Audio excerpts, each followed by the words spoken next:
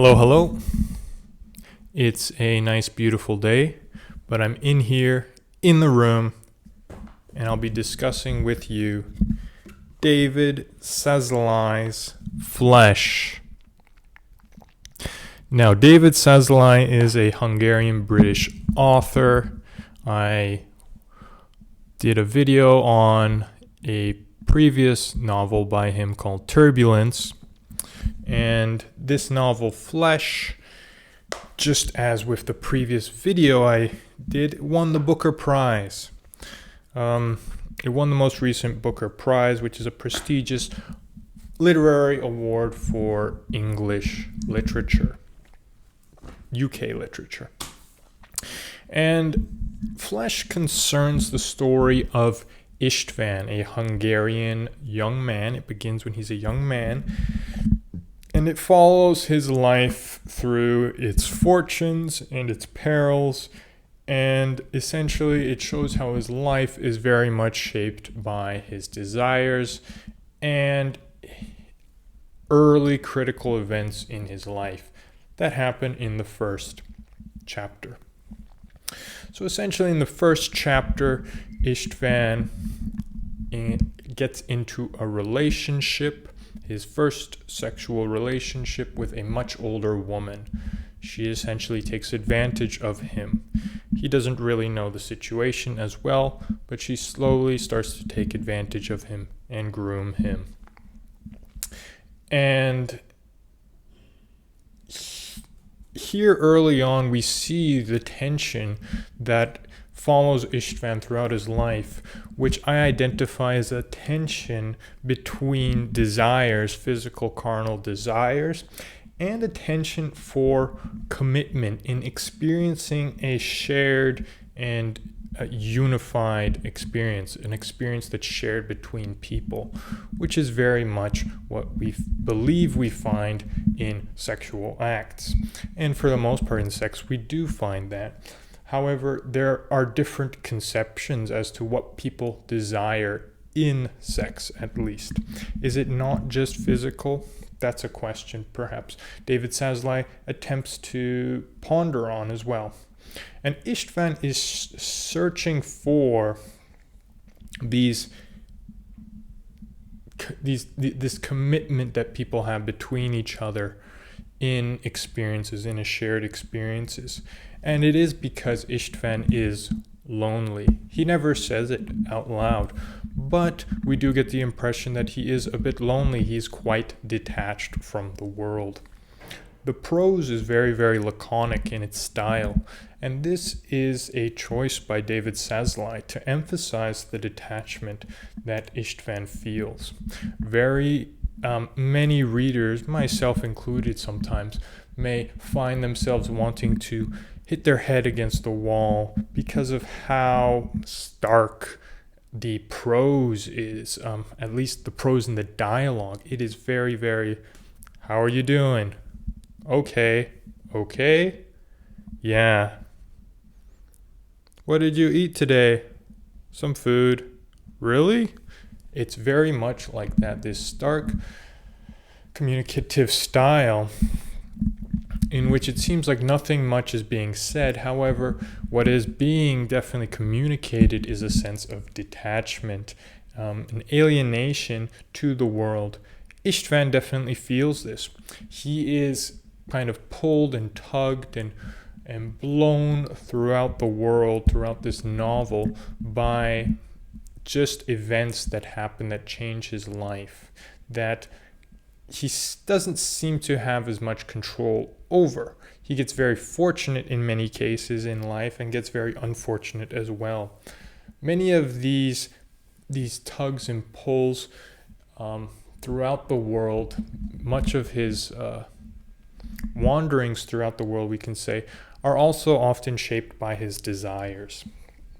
Desire essentially for sex.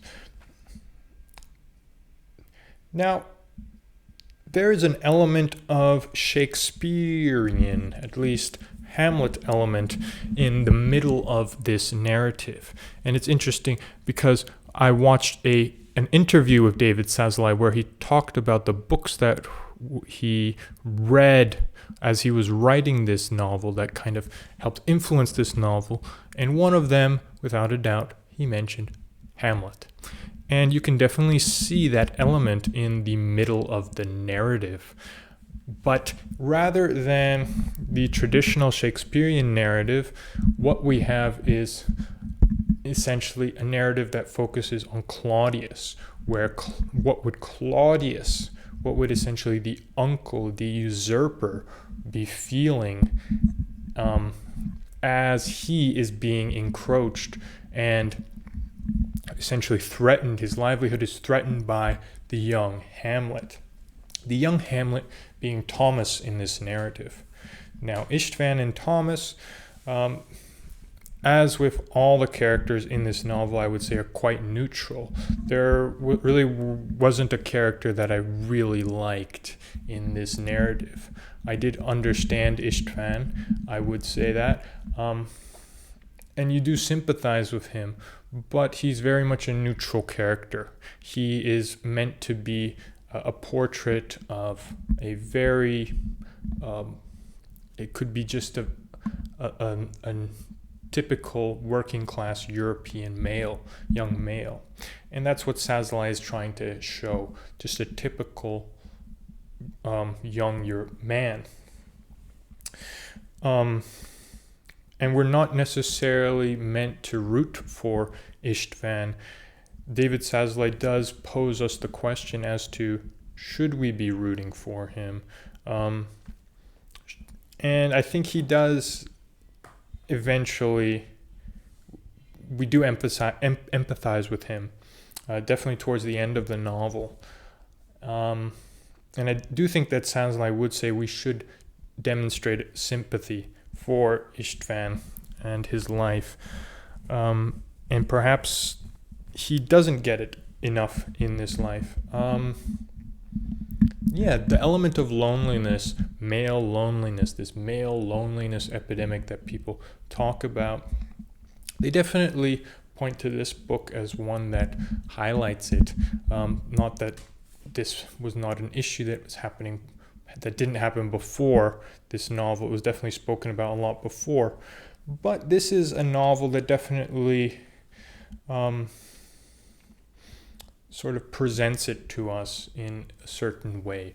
Because Istvan, while his dialogues are quite laconic, there are instances, especially very early in the novel, where he does try to let his feelings known. He does try to express them, but people don't take them as seriously.